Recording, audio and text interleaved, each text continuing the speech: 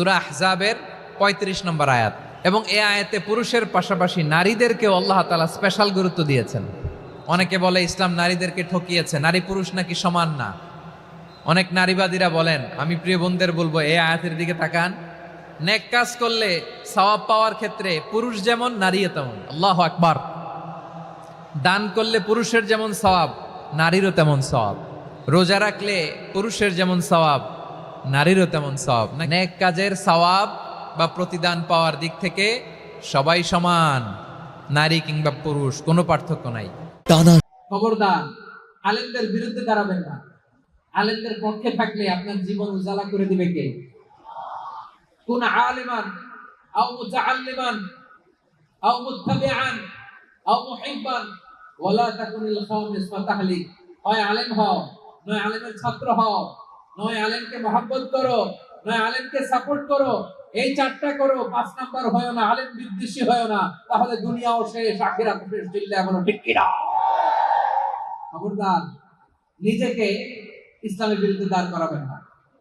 এদেশের আসল পরিচয় ইসলাম। ঠিক কি না? আমাদেরকে বলে মৌলবাদী। আমরা আসল কথা বলি, ভালো কথা বলি, দেশপ্রেমের কথা বলি, আমরা জনগণের কথা বলি, আমরা মা মাটি ও মানুষের কথা বলি, আমরা ইসলামের কথা বলি, আমরা দেশের সমৃদ্ধির কথা বলি। এজন্য আমাদেরকে বলে মৌলবাদ। আবার আমাদেরকে বলে ধর্ম ব্যবসায়ী। আছে না নাই? আমরা ধর্মের সত্য কথা প্রচার করি, যেটা দেশের ভালো, জনগণের ভালো, সেটা উপস্থাপন করি, আমাদেরকে বলে ধর্ম ব্যবসায়ী। আমার প্রিয় ভাইরা, যারা ইসলামের কথা বলে, যারা কোরআনের কথা বলে, এরা ধর্ম ব্যবসায়ী নয়। ইসলাম নিয়ে আজহারী জানান, ইসলাম ছাড়া অন্য কিছু আমরা মানি না, মানবো না। চিল্লায় বলতে হবে ঠিক কিনা?